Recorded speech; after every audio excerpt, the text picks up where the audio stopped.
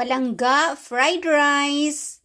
Ayan, breakfast. Napakaraming bawang, ang bango. Ayan, na-fried ko na siya. Tapos mayroon tayong piniritong itlog na maraming sibuyas. Ang ating breakfast ngayon. Nagutom ako, galing kami ni Silver sa garden.